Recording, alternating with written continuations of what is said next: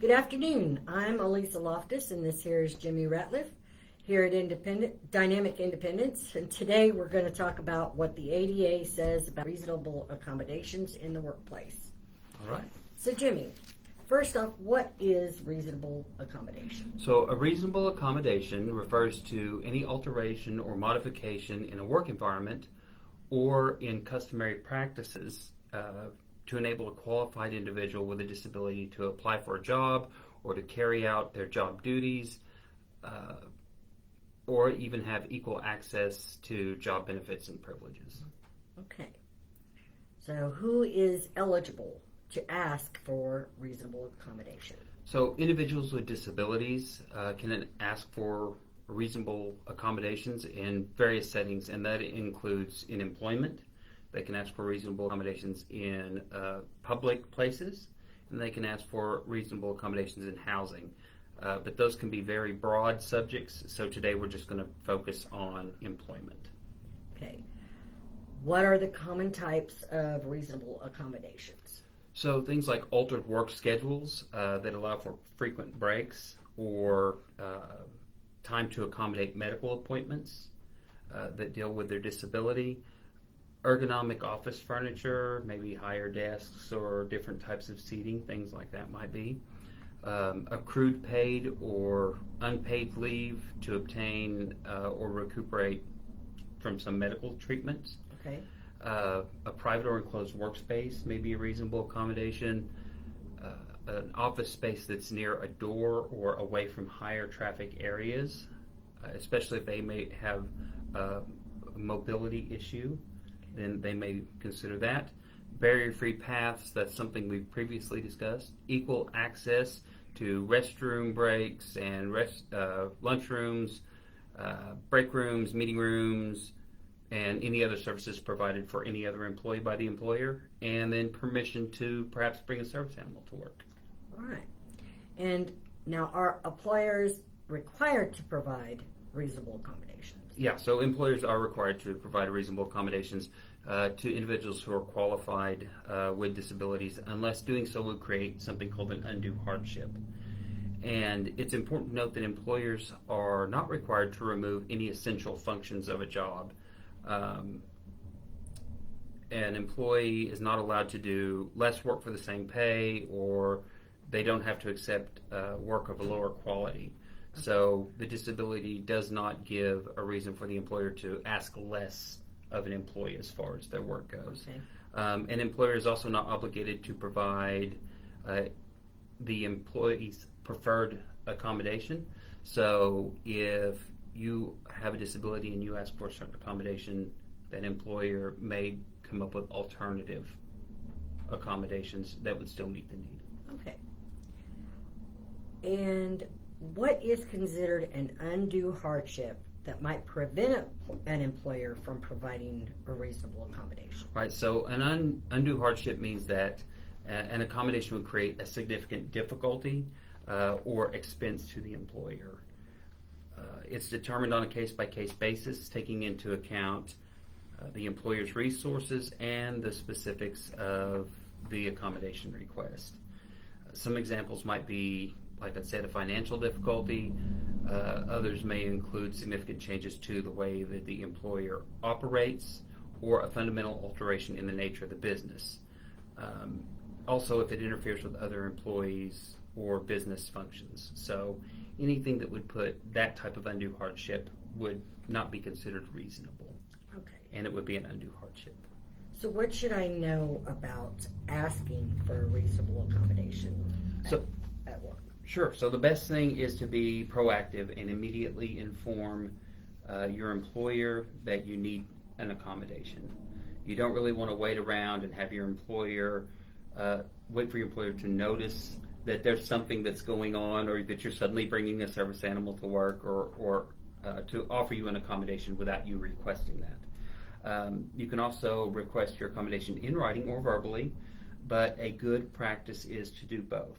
So approach your employer as soon as you know that you need that accommodation, and give them the accommodation that you would like to have verbally, and also submit it in writing. It leaves a paper trail, and it's better to document your request for that reasonable accommodation, and it also creates greater understanding for what you're looking for. Right. You want to make sure that you focus on explaining specific limitations that you're experiencing due to your disability and how these limitations impact your work and how this accommodation would make those limitations lessen.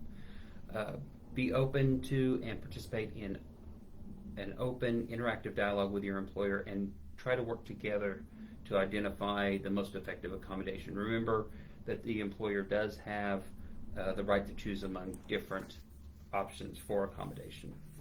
Okay. Now, can an employer, can they request documentation when making a decision about reasonable accommodation? Yeah, so your employer has the right to request documentation to confirm that there is a need for an accommodation. Requested documentation may vary but could include medical documentation, or if your request involves something like a service animal, then be prepared to answer questions about the animal's training and how that animal would help you perform your job duties effectively. And they may even ask that you would provide some written documentation about how that training is, as well as verbally, or provide a demonstration of that service animal doing what it's trained to do for your disability. Now, say I'm already employed by someone. So if a disabled individual has become disabled once they're already working for the employer, are they still entitled to receive reasonable accommodation? Oh yeah, absolutely. So the law prohibits discrimination based on disability in any aspect of employment. So situations where an employee might become disabled while working for an employer would be covered under that. That means that you're protected from being treated differently or demoted or being terminated solely due to a disability that arises during your employment. Your employer is obligated to engage in an interactive process to identify and implement reasonable accommodations that allow you to perform your essential function of your job, even if you acquire disability after you begin work. If you require a leave due to a disability, your employer must consider a request like they would for any other employee, and they may need to modify their leave policy to allow you to either have paid or unpaid leave to accommodate for medical treatments and things like that. If a recommended reasonable accommodation creates an undue hardship, an employer may not be obligated, however, to make those types of accommodations, or they may implement that alternative reasonable accommodation that would not cause an undue hardship and still allow the employee to perform their job duties. So, okay. Now, can an accommodation be modified after it's been implemented? So, can I change the accommodation that I'm receiving through my employer for whatever reason? Down the line. Yeah. So, yeah, actually, a reasonable accommodation should always be viewed as kind of an ongoing dialogue and a process between an employer and their employee, and not just some static agreement that you come up with at the beginning. Open communication and collaboration between employees and employers are crucial throughout the life of the accommodation, not just whenever the original accommodation is requested. So employers should be flexible about accommodations and the need for them to be adjusted over time. So an employee's condition might change, making the initial accommodation less effective than what it was when you began. There's not a failure when that happens. It's just realizing that sometimes new things need to be explored to make sure people can work effectively. And your accommodation may need to be reevaluated in order to implement it more effectively. And where can I learn more about employment laws provided by the ADA? So specifically, that would be the Equal Employment Opportunity Commission. Too many E's there for me. It's important to remember that both employees and employers know their rights under the law. And so the Equal Employment Opportunity Commission, the EEOC, are the federal agency responsible for enforcing employment discrimination laws, and that also includes the Americans with Disabilities Act. So if you want more information that we haven't covered here, you can always go online to www.eeoc.gov. Again, that's www.eeoc.gov, and look up some more information there. They have some quick links that you can access that will talk more about things we've covered here and even more than that. Awesome.